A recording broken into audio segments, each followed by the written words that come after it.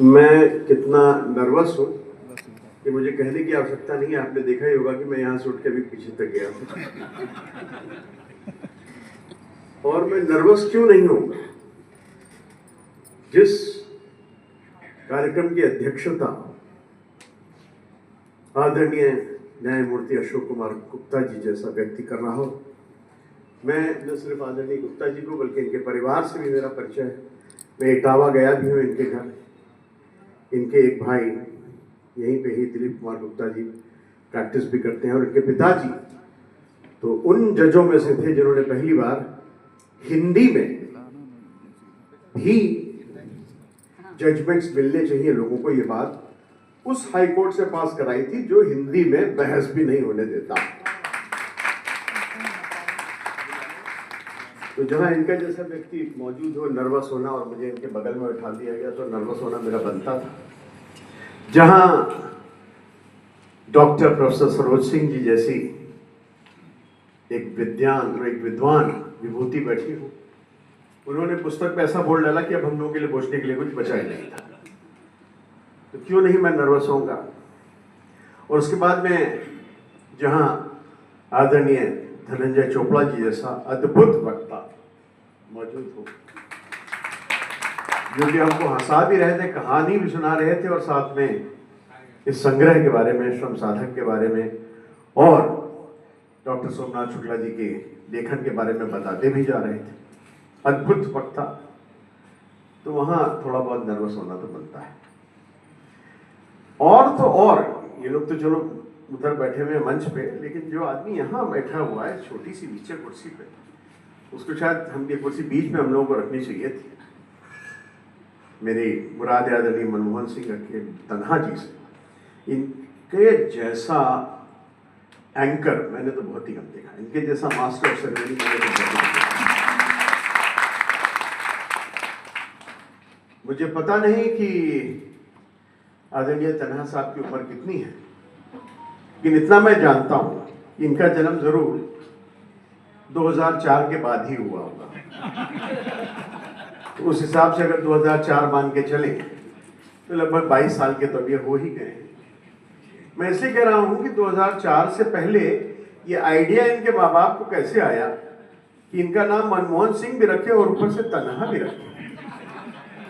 ऐसे ही तो थे हमारे आदरणीय प्रधानमंत्री जी मनमोहन सिंह तन्हा, जो थे उस पूरी कैबिनेट जिसमें 5-6 मंत्री तो करप्शन में खुद ही उसी सरकार ने जेल भेज दिए थे। आज की सरकार से बिल्कुल अलग बिहेवियर था। आज की सरकार तो इस्तीफा भी नहीं दिलवाती, लेकिन खैर उन्होंने तो जेल भी भेज दिया था कुछ मंत्रियों को, अपने ही ए राजा को और कन्नी मोई को और दूसरे लोगों को। तो लेकिन उसके पूरे कैबिनेट में तन्हा थे वो, जिनके साथ ना उनके पार्टी की लीडरशिप साथ देता था। और अभी अभी आपके शहर में से होके गए आदरणीय हमारे एलओपी जो है, एलओपी बड़ा महत्वपूर्ण पद होता है, लीडर ऑफ ऑपोजिशन, वो उनका दिया हुआ फाड़ के ही चले गए थे कागज, उनका प्रस्ताव था जो पास हो चुका था उसको ही। तो मतलब इतना आदमी, ऐसा आदमी तन्हा तो होता ही भाई देश में। तो आपका नाम जिस तरह से आपके माता पिता ने रखा है मनमोहन सिंह तन्हा, तो जरूर आपका जन्म 2004 के बाद ही हुआ होगा, ऐसा मुझे लगता है। 4 और 14 के बीच में आप जो आपको सब पसंद आए वो आप रख लीजिए। मगर दोस्तों, मुझे बड़ी खुशी है कि यहाँ पे आज जो मैं मौजूद हूँ तो सिर्फ एक आदमी की जिद और जर्रा नवाजी की बदौलत, और वो जिद और जर्रा नवाजी है हमारे मित्र, आप सब जानते हैं उनको, जिनके बिना इस ग्रुप का होना इसका संभव ही नहीं था। जहां आज हम लोग बैठे हुए, मैं गाजी साहब की बात कर रहा हूँ, इम्तियाज अहमद गाजी साहब की बात कर रहा हूँ। इम्तियाज भाई ने मेरे पीछे 2 साल से पड़े हुए कि अतुल जी आपको आना है, हम आपको मुख्य अतिथि बनाएंगे। मैं नहीं आ पाया किन्हीं कारणों से, लेकिन फिर भी फोन कर करके बीच में मेरे मुझसे पूछते रहते थे, अतुल जी कब आएंगे, अब जब आइएगा जरूर बताइएगा, हम आपको मुख्य अतिथि बनाना है। तो मैंने उनसे कहा भाई मुझ में ऐसा कौन सा गुण है जो आप मुझे मुख्य अतिथि बनाएंगे? आप लोग बहुत अच्छी साहित्यिक संस्था है, इलाहाबाद में किसी से भी अगर नाम ले लो गलती से तो कहते हैं कि इससे अच्छी संस्थाएं बहुत कम है और बहुत ही एक्टिव लोग हैं। बहुत ही एक्टिव लोग हैं और लगातार काम कर रहे हैं, 25 सालों से काम कर रहे हैं। तो मैंने कहा मुझमें कौन से ऐसे गुण हैं? नहीं वो आप नहीं समझा, आप आ जाइए। और इस बार भी जब मैंने बताया इनको, सिर्फ बताने के लिए कि मित्र के तौर पे मिल लेंगे, कॉफी हाउस में बैठ के कॉफी पी लेंगे, क्योंकि यूपी में कॉफी हाउसेस जरा कम ही बचे हैं अब ओरिजिनल वाले। मध्य प्रदेश में हैं, केरल के तो हैं ही, यहाँ का कॉफी हाउस है, दक्षिण में और भी जगहों पे हैं, लेकिन उत्तर प्रदेश में पता नहीं क्यों खत्म हो गए हैं ये कॉफी हाउसेस जो मजदूरों का कोऑपरेटिव था। ये याद करने की बात, जो रेस्टोरेंट मजदूरों का एक कोऑपरेटिव था, जो केरल से शुरू हुआ था, कॉफी बीन सुनने वालों से शुरू हुआ। तो मैंने कहा चलो कॉफी मिलेगी, इनको बता देते हैं, लेकिन नहीं बोले नहीं आप, हम कार्यक्रम करेंगे और ऐसे कैसे। जिस दिन आप पहुंच रहे हैं, अभी मैं 1:30 बजे लैंड हुआ हूँ और 5:30 बजे मुझे यहाँ पे मौजूद होना था। तो मैंने सोचा कि मुझे क्यों बुलाया गया, ये गाजी साहब ने क्यों बुलाया। फिर मुझे समझ में आया कि तिवारी जी, गाजी साहब ने कुछ गलत नहीं किया है, क्योंकि इस देश में 3 प्रजातियां ऐसी होती हैं, प्रजातियों पर ध्यान दीजिएगा सब, 3 प्रजातियां ऐसी होती हैं उनको विषय का ज्ञान हो ना हो, उनके पास जनरल ज्ञान हो कि ना हो, वो 4वीं पास हो कि हाई स्कूल फेल हो, फर्क नहीं पड़ता है। उनका अधिकार होता है कि वो मुख्य अतिथि बन जाए किसी भी कार्यक्रम में, और उनका शौक भी होता है कि वो मुख्य अतिथि बन जाए किसी भी कार्यक्रम में। और ये 3 प्रजातियां हैं, मैं नाम भी ले देता हूं, हालांकि आप लोग समझ ही चुके होंगे। एक तो नेता, और खास करके अगर वो रूलिंग पार्टी का नेता है तो बहुत ही अच्छी बात है। उसको पता है कि नहीं पता है कि मेडिसिन क्या है, या मेडिकल की कॉन्फ्रेंस होगी तो मैं यहाँ 4वीं पास हूँ, आ करके बोलूंगा और मुख्य वक्ता भी मेरा ही होगा और मुख्य अतिथि भी मैं ही हूं, क्योंकि मैं नेता हूं, बस बात खत्म। दूसरा होता है, सर माफ कीजिएगा, वो प्राणी होता है जिसने मैसूर कह रहा हूं, जिसने मसूरी के कुएं का पानी पिया होता है, लाल बहादुर शास्त्री एकेडमी का, जिसको IAS कहते हैं। अब उसका कोर कॉम्पिटेंस कुछ भी हो, और बहुत सारे यहां से पढ़ के गए हैं, उसका कोर कॉम्पिटिशन कुछ भी हो, लेकिन वो कहीं भी मुख्य अतिथि बनकर मुख्य वक्ता पहुंच कर जाएगा और भाषण देगा। तीसरी प्रजाति जिसको ये अधिकार इस देश ने दे दिया, वो है हम बॉलीवुड वाले।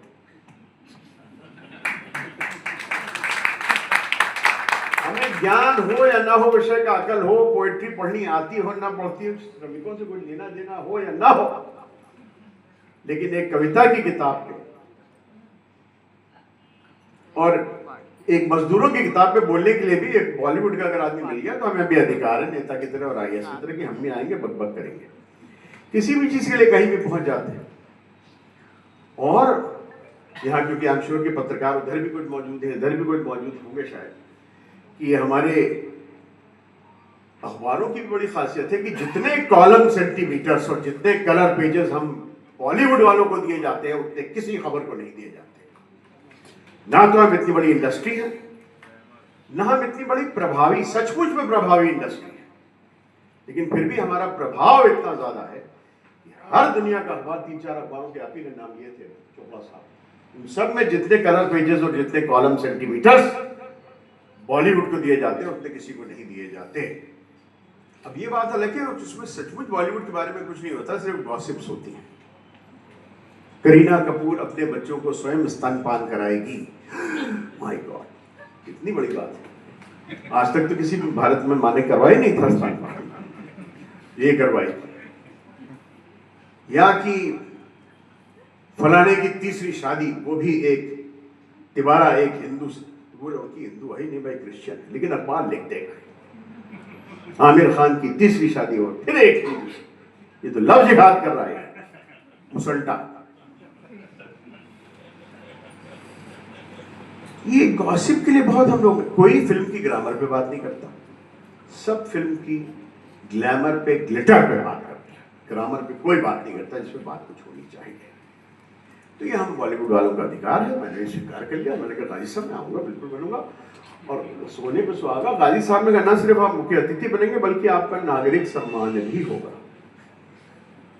सच कह रहा हूँ गाजी साहब, आज तक तो किसी नगर ने मुझे इस लायक समझा नहीं था, मेरे अपने नगर लखनऊ को मिला के कि मेरा नागरिक सम्मान करे, इसलिए मैं आपका बहुत बहुत शुक्रगुजार हूं।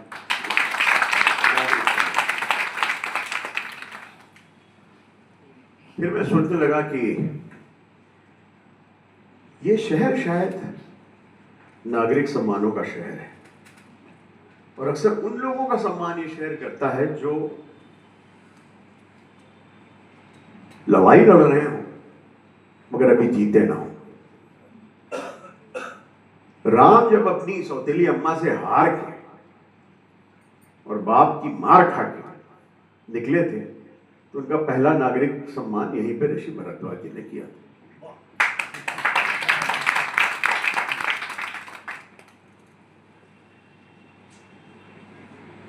अकबर बादशाह को भी समझ में आया कि ये भैया यही संगम है जहां पे कि अगर आपको पूरे हिंदुस्तान को बांधना है तो एक किला यहां बनाना पड़ेगा। यहां पे जो आनंद भवन के लीडर्स ने किया वो तो एक अलग ही बात थी। जिस आंदोलन की भी बात हो रही थी और शुरू में ही तन्हा साहब ने बात की थी 15 अगस्त की, और मैं वहां बैठ के सामने बैठा था और मैं मुस्कुरा रहा था कि आज हम लोग 9 अगस्त के दिन हैं और 8 और 9 अगस्त को भी एक बहुत बड़ी क्रांति भारत में हुई थी। वो क्रांति जो भारत में हुई थी वो मुंबई शहर से शुरू हुई थी, करेंगे या मरेंगे के नारे के साथ और भारत छोड़ो के नारे के साथ शुरू हुई थी। और उस क्रांति का ही एक तरह से कहें कि पूर्णाहुति थी जब 15 अगस्त को हमें और भी लोग शामिल हुए। ये नहीं कह रहा हूं कि अल्फ्रेड पार्क में जो हुआ उसमें उसका हाथ नहीं था, बहुत बड़ा हाथ। नाम भी लिए यहाँ पे तन्हा साहब ने, भगत सिंह का और चंद्रशेखर आजाद जी का, उन सब धाराओं का हाथ था। लेकिन महानदी कभी एक धारा से नहीं बनती, वो अलग अलग धाराओं को मिला के बनती है, और वो सारी धाराएं इस इलाहाबाद शहर से होकर गुजरी है। तो मैं बहुत ही सम्मानित भी महसूस कर रहा हूँ और छोटा भी महसूस कर रहा हूँ कि आप लोगों ने मुझे नागरिक सम्मान देना यहाँ तय किया है। दोस्तों, अब सम्मान के लिए शुक्रिया के साथ मैं यहाँ पे जिस किताब के विमोचन में सम्मिलित हूँ सब लोगों के साथ में, उस किताब के बारे में अगर मैं कुछ ना बोलूँ तो ये बहुत गलत बात होगी। यहाँ पे जब किताब के लेखक आदरणीय डॉक्टर सोमनाथ शुक्ला आए तो उन्होंने कहा भाई मैंने तो दोहे में इसलिए लिख दिया कि मुझे बहुत आसान लगा। ये आपके लगभग अंतिम शब्द थे आज के अभिभाषण में। तो आपको पता है दोहा आसानी से लिख देना या चौपाई आसानी से लिख देना किसे लगता था? वो एक तुलसी बाबा थे आपके पड़ोस में, उनको लगता था। और दोहा आसानी से लिख देना या तो रहीम को आता था, या तो कबीर को आता था, या तो यहाँ रविदास जी की बात की उनको आता था। तो आसानी से दोहा लिख देना, ओहो, ये थोड़ी ना होता है। उस आसानी तक पहुंचने के लिए कितनी साधना की होगी कबीर ने, कितनी साधना की होगी रहीम ने, कितनी साधना की थी रविदास ने, वो हम सबको पता है। हम लोग लिखने बैठते हैं तो 11-13 गिनते ही रह जाते हैं। और आपने 10 अध्यायों की इस पुस्तक में लगभग 25 का एवरेज है, मैं देख रहा था, तो यानी 250 से ऊपर दोहे आपने आसानी से लिख दिए। ये तो बड़े आश्चर्य की बात है। नहीं मित्रों, आश्चर्य की बात नहीं है। बात यह है कि साधक ने उसी तरह तपस्या की है, उसी तरह साधना की है जैसे कबीर ने की थी, जैसे रहीम ने की थी, जैसे और लोगों ने की थी। आप तो कह रहे हैं कि आसान सी बात। खुद रहीम क्या कहते हैं दोहे के बारे में? मैडम ने तो सरसैया की दोहे की बात की थी, मैं कुछ और बात करना चाहूंगा। रहीम दास जी दोहे के कंस्ट्रक्शन पे क्या कहते हैं, दोहे की ग्रामर पर रहीम का क्या कहना है? रहीम दास जी कहते हैं दीर्घ दोहा अर्थ के, अर्थ में बहुत दीर्घ है, दीर्घ दोहा अर्थ के आखर थोड़े माही, दीर्घ दोहा अर्थ के आखर थोड़े माही, जस रहीम नट कुंडली उछल कूद बढ़ जाए। जैसे कंटोशनिस्ट होता है नट, वो छोटा सा लगता है घुमा हुआ बैठा, लेकिन वो खड़ा होता है तो 6 फुट 2 इंच का हो, जबकि वो घुस जाता है एक 3 इंच के पाइप से, वो नट। ये वो दोहा तो एक उस कॉइल की तरह जो इतने में फंसा हुआ है उसको जगह दे दो तो ढम से फैल जाता। ये तो खुद दोहे की ग्रामर सबसे ज्यादा जानने वाला व्यक्ति कह रहा है और आपने कहा आसानी से कर दिया। सर आसानी से नहीं है, इनकी तपस्या है, इनकी साधना है, कितनी आसानी से कह सके। दूसरी बात जिसकी मैं इनको बधाई देना चाहूंगा कि इन्होंने एक ऐसे विषय पे ये पुस्तक लिखी है। ये पुस्तक मैं पहली बार देख रहा हूँ, मैंने तो पीडीएफ बनवाया था जैसा कहा गया। एक ऐसे विषय पे ये पुस्तक लिखी है जो आज की तारीख में अनफैशनेबल है। आप मुझे बताइए आखिरी बार आपने किस फिल्म में मजदूर को देखा था? फैशनेबल चीजें फिल्मों में अक्सर दिखाई देती हैं। मैं सोचने की कोशिश करता कि पिछले 50-60 साल में किस फिल्म में मैंने मजदूर को देखा, तो मुझे याद आ रहा था कि शायद आखिरी टाइम पे मैंने मजदूरन को दीवार फिल्म में देखा था। उसके बाद तो मुझे याद ही नहीं आ रहा था कि कहां हमने मजदूर को देखा था। थैंक्स टू, बहुत अच्छा हुआ कि हमारे देश में कोविड आ गया था कि कम से कम मजदूरों के ऊपर 2-3 फिल्में बनकर तैयार हुई, जिनमें एक भीड़ नाम की बहुत सुंदर फिल्म थी और एक अभी हाल में फिल्म आई थी, हिंदी की फिल्म थी लेकिन जिसका अंग्रेजी में टाइटल था, उसका नाम था होम कमिंग, जो ऑस्कर पे भेजी गई थी। तो इन फिल्मों में कम से कम मजदूर दिखाई दिए, क्योंकि इस कोविड की समस्या से जिस तरह मजदूर को और विस्थापित मजदूर को झेलना पड़ा, जिसके बारे में पूरा एक चैप्टर इस किताब में लिखा गया, उस विस्थापित मजदूर के बारे में कम से कम वो हमारे सामने फिल्मों के पर्दे पे दिखाई दिए। और वो भी तब दिखाई दिए जब करोड़ों की संख्या में वो विस्थापित मजदूर हमारे हाईवे से गुजर रहे थे, हमारी ट्रेन लाइन से चल के आ रहे थे, जिसमें पता नहीं कितनों की संख्या में ट्रेन से कुचल के मर रहे थे। एक किताब है बहुत अच्छी, आपने से कुछ लोगों ने शायद पढ़ी, जिसका नाम है the fifth man. Fifth man की नाम की किताब इसी बारे में है कि दुनिया का हर 5वां व्यक्ति विस्थापित है। आप लोग भी मूलतः कहां के रहने वाले हैं जरा सोचिएगा। सब लोग इसी शहर के हों, शायद ऐसा संभव नहीं हो। इन लोगों ने तो बताया कि चलिए चोपड़ा साहब ने बताया कि पार्टीशन की वजह से विस्थापित है। कहां से आए थे आपके पूर्वज मुझे नहीं मालूम, लेकिन चलो पार्टीशन तो एक बहुत बड़ा पॉलिटिकल एक्ट था, लेकिन इकोनॉमिक एक्ट से और सोशल एक्ट से जितना आदमी विस्थापित हिंदुस्तान में होता है उसे हम जानते हैं, और हिंदुस्तान में नहीं सब जगह होता है। अभी हमने देखा कि किस तरह से 60,000 लोग जो थे वो अफ्रीका में एक जगह से दूसरी जगह स्पेन जाने के लिए, उनमें से 70-80 लोग मर गए डूब के बेचारे। तो विस्थापन एक ऐसी रियलिटी है 2 वजहों से, जिसको कहते हैं पुश और जिसको कहते हैं पुल।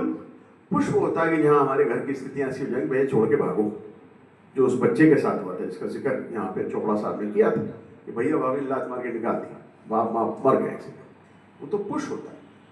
और पुल की वजह से भी बहुत सा विस्थापन होता है, जिस वजह से हमारे बहुत से पंजाब के मित्र और गुजरात के मित्र और आंध्र के मित्र अमेरिका की तरफ जाते हैं।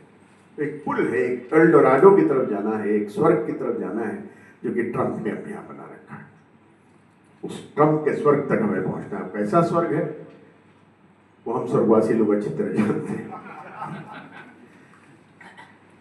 तो ये उन विस्थापितों के ऊपर लिखना, उन औरतों के ऊपर लिखना, जैसा कि डॉक्टर साहब ने पहले ही कहा, यहाँ पे डॉक्टर सरोज ने पहले ही कहा, निराला की कविता वो तोड़ती पत्थर, इलाहाबाद के पथ पर वो तोड़ती पत्थर, उस पत्थर तोड़ने वाली महिलाओं के बारे में भी इसमें कविताएं, उन बाल श्रमिकों के ऊपर इसमें कविताएं। अभी मेरी बहन का घर, मेरे बहनोई साहब यहाँ बैठे हैं, श्री गोपाल मिश्रा जी, अभी ये जब मुझे कार से लेके आ रहे थे, मेरी बहन का घर है हिंदू हॉस्टल के बगल में, वहां से यहाँ आते समय बाएं हाथ को मुझे एक श्रमिक अध्यक्ष या क्या कहते हैं, जो भी कहते हैं, मतलब लेबर कमिश्नर का दफ्तर पड़ा, जो भी श्रम आयुक्त का जो भी था, एक दफ्तर पड़ा बाएं हाथ को, और उसमें बड़ा बड़ा बोर्ड पे लिखा हुआ था कि बाल श्रम पाप है और स्कूल जाना श्राप है, जो भी लिखा। तो ये पोस्टर तो हम लोग लगा लेते हैं, लेकिन ये सिर्फ पोस्टर लगाने से अगर असलियतें बदलने लगती तो बहुत ही आसान था। पता नहीं किसके लिए बड़े बड़े पोस्टर लिखते हैं, पानी बचाओ, वो पोस्टर पढ़ के जाते हैं नल बंद करो बेटा। अगर पोस्टर पढ़ने से सब कुछ हो जाता तब तो बहुत आसान था। बल्कि आदरणीय न्यायमूर्ति जी, मुझे एक किस्सा कोर्ट का याद आ गया तो मैं वो भी बताता चलूं कि अगर लिखने से सब कुछ सॉल्व हो जाता। एक वकील साहब थे, उनके लोग जब भी आते थे अंगूठा लगाने के बाद दीवार पे अंगूठा पोंछ देते थे, तो दीवार पूरी काली हो गई थी। तो उन्होंने अपने मुंशी से कहा, यार क्या करें इसका, दीवार कितनी बार पुतवाएं बार बार। तो उन्होंने कहा नहीं, यहाँ पे एक बोर्ड लगा देते। तो उन्होंने बोर्ड लगा दिया कि यहाँ पे अंगूठा लगाने के बाद कागज में न पोंछें, दीवार पे लिख दिया गया। तो देखो कल से कम हो जाएगा। अब वो कमी नहीं हुआ, उतना ही चलता रहा। तो उनका यार ये क्या करें, ये तो फेल हो गया पोस्टर लगा। तब एक दिन वहां से न्यायमूर्ति जी गुजर रहे थे, उन्होंने कहा न्यायमूर्ति जी बताइए, काहे यहाँ उतने ही पहले भी लगते थे, पोस्टर लगाने के बाद भी उतने ही लगते हैं अंगूठे। तो उन्होंने कहा बच्चा, जो लोग अंगूठा लगाते हैं अगर वो पढ़ लेते तो बात ही क्या।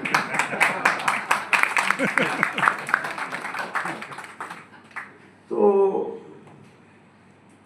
मित्रों, मैं इस किताब की जितनी तारीफ करूं, जैसे मैंने कहा कि अनकन्वेंशनल सब्जेक्ट पे किताब है, खास करके आजकल, क्योंकि आजकल जो मजदूर थे, और इनसे जब मेरी पहली बात हुई फोन पे, अरे परसों की बात है, तभी मैंने पूछा आप LIC में हैं तो आप यूनियन से भी जुड़े होंगे, ये अगर यूनियन से न जुड़े होते तो ये किताब पैदा नहीं होती। ये भी और LIC के हजारों क्लर्कों की तरह एक और क्लर्क होते, कभी नहीं होते। इनमें जो सेंसिटिविटी है जिसको इन्होंने जिंदा रखा है, वो इनको कवि बनाती है, जिसके ऑलरेडी 2-3 प्रकाशन आ चुके हैं, और साझा किताबों में तो पता नहीं कितनी किताबें आ चुकी हैं, और 100 से ज़्यादा मैगजीन्स में और किताबों में जो छप चुका है जो राइटर, वो राइटर हमारे बीच में नहीं होता। इनकी सेंसिटिविटी जो है, हालांकि आजकल हिंदुस्तान में सेंसिटिविटी की बीमारी बहुत फैल रही है, और जरा जरा सी बात में लोग जो है वो, राम पे पिक्चर आ रही है, पहले हमको दिखाओ तब हम बताएंगे, क्योंकि राम के बारे में हम बहुत सेंसिटिव हैं। राम पे चंदा तुम चुरा ले जाओ, हम सेंसिटिव नहीं है, लेकिन राम की पिक्चर के बारे में हम सेंसिटिव हैं। अच्छा, पद्मावत पे पिक्चर नहीं, हमको दिखाओ पहले, और बिना पिक्चर देखे हुए हम वहां पे दीपिका पादुकोण का पुतला लटका देंगे। वो कौन सा किला है बहुत बड़ा सा, वो चित्तौड़ से, और जावेद अख्तर का पुतला लटका देंगे, फांसी चढ़ा देंगे सबको, और एक इनाम भी निकाल देंगे कि जो जबान काट के लाएगा दीपिका पादुकोण की, उसको इतना नाम दिया जाएगा। फिर पिक्चर देखी नहीं, लेकिन सेंसिटिविटी है हमारी, क्या करें, हम इतने संवेदनशील व्यक्ति हैं कि क्या करें। मुझे आजकल एक ऐड बड़ा अच्छा लगता है, एक ऐड आता है, आपने भी देखा होगा, जरूर देखा होगा, 100% देखा होगा अगर आप टीवी देखते हैं, कि एक अच्छी खासी औरत पानी पी रही है गिलास से, फिर एक अच्छा खासा आदमी आइसक्रीम खा रहा है, और फिर आता है सेंसिटिविटी, यूज सेंसोडाइन टूथपेस्ट। तो सवाल ये है कि पानी गलत चीज है, देखिए पानी गलत चीज होता ही है ना, पानी नहीं पीना चाहिए, आइसक्रीम तो और घटिया चीज होती है, वो नहीं खानी चाहिए। तो भैया दोष पानी का और आइसक्रीम का नहीं है, दोष तुम्हारे सड़े हुए दांतों का है। तो ये जितने लोग सेंसिटिव हो जाते हैं कि राम पे फिल्म आ रही, हमको दिखाओ पहले, वरना हम चलने नहीं देंगे, और पद्मावत पे फिल्म आ रही है, फलानी चीज पे फिल्म आ रही है, और ढिमकानी चीज पे फिल्म आ रही है, तो फिल्मों का दोष नहीं है, ये तुम्हारे सड़े हुए सोच का दोष है।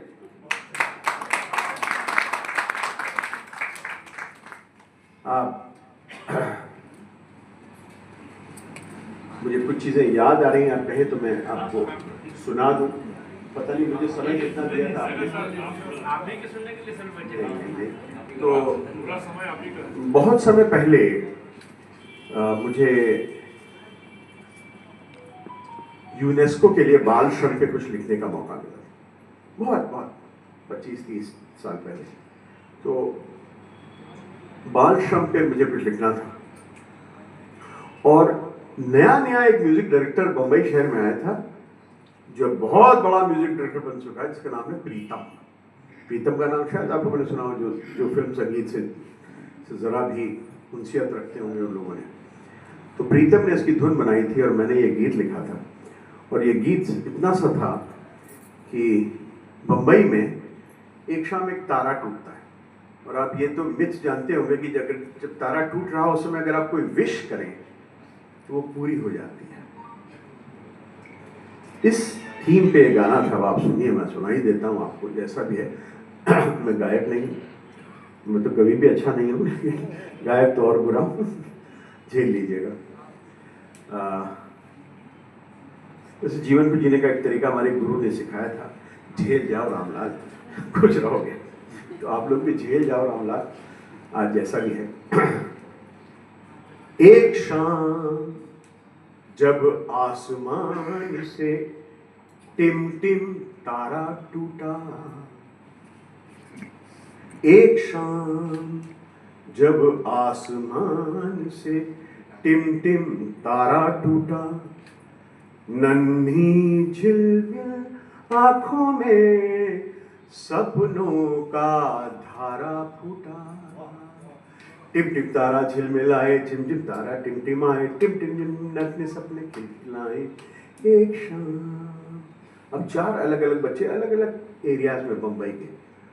होगा क्या ऐसा कभी, होगा क्या ऐसा कभी, खाने मिले एक पूरी रोटी, चखने को हलवा हो और हो चटनी चटपटी, कूड़े के डिब्बे की जगह हो खाने को मेज बिछी। दूसरी बच्ची पे जाते हैं, क्या घर आएंगे डॉक्टर जी पैसे बिना, तब ना मरेगी मुन्नी मेरी बहना जो चाहे जीना। दवा और मन भर रोटी जब हर बच्चे की होगी, कभी होगा तारे टिम टिम तारा झिलमिलाए, टिम टिम तारा खिलखिलाए, टिम टिम टिम।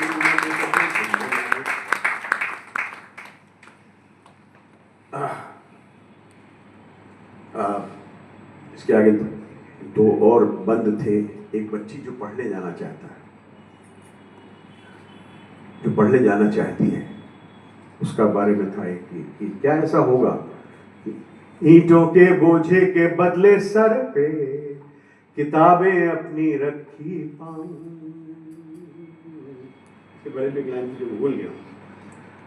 एक छोटा बच्चा, सबसे छोटा बच्चा है जो पाइप में रहता है। मुंबई में बहुत से लोग पाइप्स के अंदर रहते हैं, बड़े वाले पाइप में घुसे घर के बदले हो घर में पाइप्स लगे। स्टाइल देख के मेरी अपनी सारी बस्ती मुझसे जले। दिन स्कूल में रातें घर में हो हर बच्चे के हक में, कभी होगा तारे टिम टिम तारा वगैरह वगैरह वगैरह। अब गाजी साहब 2 चॉइसेस मैं आपको देता हूँ। मैं एक और अपनी छोटी सी कविता श्रम पे ही सुनाऊँ आपको, क्योंकि आज के हमारे जो उत्सव मूर्ति हैं, हम लोग हो सकता है मुख्य अतिथि हो और मुख्य अध्यक्ष हो, जो भी हो, लेकिन उत्सव मूर्ति तो उधर ही बैठे भाई। अब जैसे जब भी राम मंदिर का इनॉग्रेशन किया था मोदी जी ने, तो उत्सव मूर्ति तो राम थी। ये होंगे मोदी जी तो होंगे, क्या तो सर मैं चाहता हूँ कविता सुनाऊं या आपको अपने नाटक का कुछ एक हिस्सा सुनाऊं? दोनों सुनाओ। अरे भाई और भी लोगों को घर भी जाना हो। जो पब्लिक ने कर दिया वही। एक कविता है, थोड़ा घूम के आ रही है।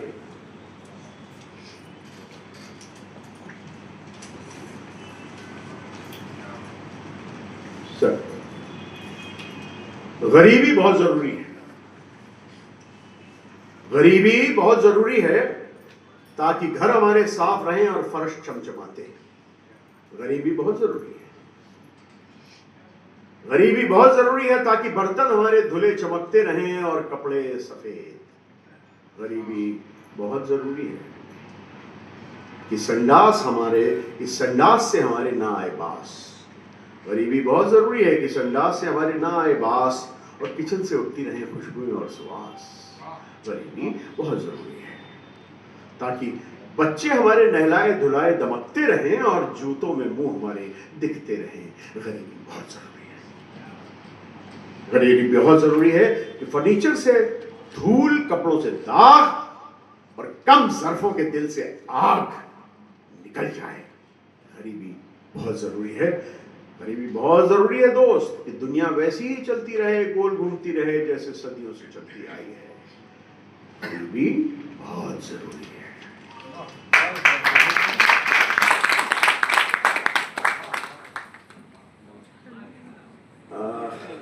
बुखार आता है। अगर आप लोग बोर ना हुए हो तो मैं कुछ आपको अपने एक नाटक से कुछ एक हिस्सा सुनाता हूँ। Thank you sir.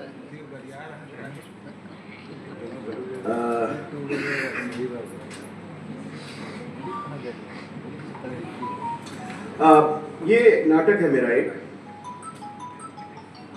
जिसका नाम है जम्बू द्वीपे भरतखंडे, जिन शब्दों से हर पूजा भारत में शुरू होती है।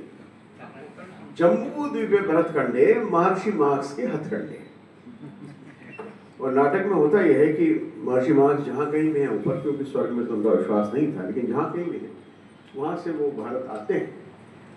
उनको मौका दिया जाता है कि तुम एक दिन के लिए कहीं जा सकते हो, चुन लो जहाँ जाना। तुमको अपनी कर्म भूमि जाना है, जन्मभूमि जाना है, जर्मनी कर्म भूमि जाना है, इंग्लैंड कहीं और जाना है, कई जगह तुम रहे हो, देश निकाले के बाद में फ्रांस में रहे हो, बेल्जियम में रहे हो, या कहीं जाना चाहो तो कहते हैं भाई फ्रांस बेल्जियम सब तो देखा हुआ है, लंदन भी देखा हुआ है, जर्मनी में तो पैदा हुआ। इंडिया से मुझे बड़ा मोहब्बत रही है, इंडिया देखना चाहता हूँ। और ये मोहब्बत वैसी मोहब्बत नहीं है जो हमारे नेता लोग आजकल जिस शहर में जाते हैं वहीं जाके कहते हैं कि इस शहर से तो मेरा इलाहाबाद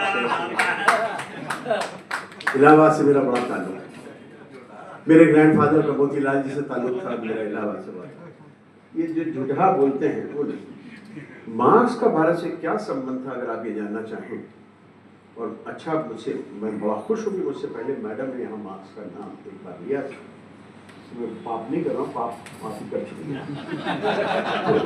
ये भी उसी तरह अनपॉपुलर चीज़ है जैसे आज के मजदूर का विषय अनपॉपुलर है। तो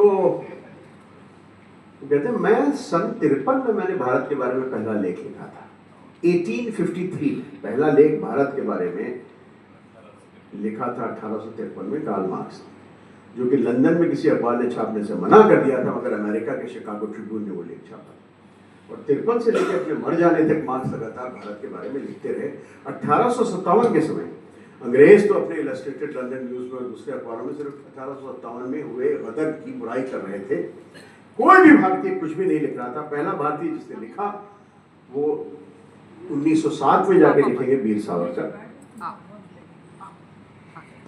जो एक बहुत ही अच्छा काम सावरकर जी ने किया। बाकी मैं ज़्यादा को जानता नहीं बात के कामों, तो इसलिए उन पर मैं कुछ बोलूँगा नहीं, लेकिन जो एक अच्छा काम सावरकर जी ने किया है वो कि 1857 का इतिहास उन्होंने 1907 में पहली बार लिखा एक भारतीय की दृष्टि। उसके पहले किसी भी भारतीय ने कुछ लिखा ही नहीं 1857 में। लेकिन अकेला भारतीय, अकेला आदमी जो भारत की नजरिए से 1857 के संघर्ष में लिख रहा था वो मार्क्स थे, और 1857 में ही लिख रहे थे। और एक चीज जो उन्होंने सन 53 में लिखी थी, जब पहला लेख लिखा था, वो ये था कि अंग्रेजों ने भारत को गुलाम बनाने के लिए चरखे को तोड़ दिया है और करघे को गायब कर दिया है, और जब तक ये दोनों चीजें नहीं मिल जाती तब तक भारत का उत्थान नहीं हो सकता। गांधी जी को चरखा करघा तोड़ने में 1916 लग जाएगा, वो 1853 में लिख रहे हैं मार्क्स। यही चरखा वही करघा। तो ये ऐसा नहीं था कि मार्क्स को हिंदुस्तान की रियलिटी का पता नहीं था, तो वो चुनते हुए हिंदुस्तान देखते जाना चाहते हैं। यहाँ से 4-5 पेज है, मैं आपको सुनाया तो आप सुन लीजिएगा। तो ये काफी नाटक के अंत में हूँ मैं, मतलब नाटक खत्म हुआ कोई 80 पेज पे, मैं अभी 72 पेज में हूँ इस समय, तो काफी नाटक खत्म हो चुका है। तो वो बात कर रहे हैं मार्क्स आपकी मैगजीन्स में और अखबारों में भी न्यूज से ज्यादा तो इश्तिहार होते हैं। यहाँ आते वक्त भी मैंने कई बड़े बड़े नियॉन साइंस और डिजिटल बोर्ड्स देखे हैं, और उन पर छपी खूबसूरत सेक्सी लड़कियां और ऐशो आराम के असबाब, आलीशान घर, लग्जरी कार्स, फैशनेबल कपड़े, महंगे कॉस्मेटिक्स, टीवी और स्ट्रीमिंग शोज, और पान मसाला। इन चीजों के अलावा किसी और चीज का ऐड हो इलाहाबाद में तो मुझे बता दीजिएगा। तो नेताओं के प्रणाम वाले मत दिखाएगा मुझे। वाह, यानी इंसान की जरूरत की सारी जरूरी चीजें और ये अखबार का पन्ना पलटते हैं, वॉर मेमोरियल्स, सेना के शहीदों को श्रद्धांजलि देते नेता का। सबसे बड़ी कैपिटल इंडस्ट्री तो यही है, वॉर, युद्ध।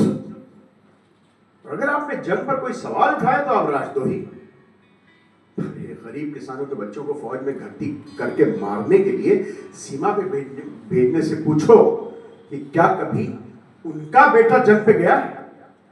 क्या उनके घर पे कभी 19 साल के लड़के की गोलियों से छलनी लाश तिरंगे में लपट के आई है?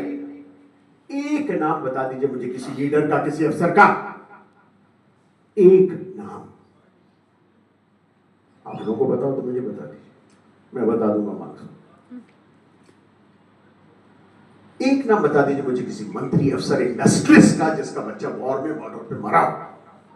देश की सीमाओं की सुरक्षा करना क्या सिर्फ गरीबों का, किसानों का, मजदूरों के बच्चों का काम है? सीमाओं की सुरक्षा 150 साल पहले मैंने कहा था, इन मूर्खतापूर्ण मिथ्या सीमाओं को भंग कर देना चाहिए। ना कोई पासपोर्ट हो, ना वीजा, ना सुरक्षा सीमा बल, न प्रवासियों की कतारें और कोटा, न परचम, न झंडे हो, न देश जैसी एक काल्पनिक सत्ता के नाम पर उठाए गए अहद और कस्में। सारी दुनिया एक है। इसके लिए सबसे पहला जरूरी कदम है कि दुनिया के मजदूरों एक हो।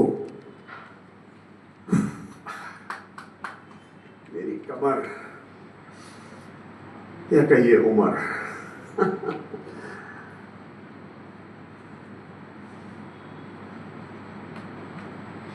मैं मानता हूं कि पूंजीवाद के पैतरों को मैं पूरी तरह नहीं पकड़ पाया था। मैंने नहीं सोचा था कि उद्योगपति कैपिटलिस्ट अपने हथियार बेचने के लिए जंग भी इजाद कर लेंगे और दवाइयां बेचने के लिए नई नई बीमारियां। मुझे अंदाजा भी नहीं था कि ये लोग मजदूरों, किसानों, आम लोगों को भरमाने के लिए राष्ट्रवाद के नाम पर झूठे दुश्मन भी बना लेंगे और उन पर नकली हमले भी। मुझे नहीं पता था कि अपनी सत्ता बनाए रखने के लिए सरकारें पहले मजहबी आतंकवाद को बढ़ाएंगी और फिर टेररिज्म के नाम पर धार्मिक कट्टरता, हिंसा और मजहबी भेदभाव को बेचने लगेंगी। 1848 में मेरा हिसाब थोड़ा सा गड़बड़ा गया था। ये कोई एक जब मैंने कहा था ना कि पूंजीवाद का अंत निकट है, थोड़ा गड़बड़ा हो गया था मेरा कैलकुलेशन। यही कोई 200-250 साल। मगर इतना तय है, ये सब बदलेगा और सरमाएदारी खत्म होगी। जनगण, आम लोग, अवाम बेवकूफ नहीं होती और जिस दिन वो जागे उस दिन इनकलाब आना तय है। हंसिए मत मुझ पर, पहले भी यही हुआ है। लोग आपके गांधी पर भी हंसते थे कि ये बुढ़ा बिना खड़क ढाल के अंग्रेजों को ऐसे कैसे भगाएगा, सिर्फ अहिंसा के सहारे। पर वो जीता, असहयोग से जीता, बिना हथियारों के अपने सत्याग्रह से जीता और अंग्रेजों को भागना पड़ा। ऐसे ही जिस दिन मजदूर, किसान असहयोग को उतरा है ना, उस दिन देखिएगा क्या होता है। ऐसे भी और रास्ता ही क्या छोड़ा है पूंजीवाद ने उनके सामने। उन्हें तो बस एक चीज दिखाई देती है इन पूंजीवादियों को, मुनाफा, प्रॉफिट, नफा और फायदा। दुनिया को एक ऐसा बाजार बना दिया है उन्होंने जहां हर चीज एक बिकाऊ जीन्स है। सामान नहीं, कला, संस्कृति, साहित्य, संगीत, सुंदरता तक को एक कमोडिटी बना दिया है। इंसान नहीं रह गए इस व्यवस्था में, एक कमोडिटी बन गए हैं। सिर्फ फैक्ट्री के मजदूर नहीं बल्कि डॉक्टर्स, टीचर्स, वकील, वैज्ञानिक, कवि, कलाकार, टेक्नोलॉजिस्ट और ये नए आईटी इंडस्ट्री, इंफॉर्मेशन टेक्नोलॉजी वाले जो मासूम इस मुगालते में जी रहे हैं कि वो क्लर्क नहीं है, कोई बहुत महत्वपूर्ण काम कर रहे हैं विदेशी कंपनियों के लिए। वर्ल्ड वाइड वेब अपने आप को कैपिटलिज्म के जाल में फंसाने के लिए वो खुद एक वेब बुनते रहते हैं दिन रात। पर जिस दिन इन सबको समझ में आ गया कि वो सब अलग नहीं है और उनका दुश्मन एक है, उस दिन देखना। अच्छा है कि फ्री ट्रेड ने दुनिया को और ग्लोबलाइज कर दिया है और सिकुड़ कर छोटा कर दिया है। विचार तो पहले भी यहां से वहां जाते थे बिना सीमाओं की, तो टिकिए और तेजी से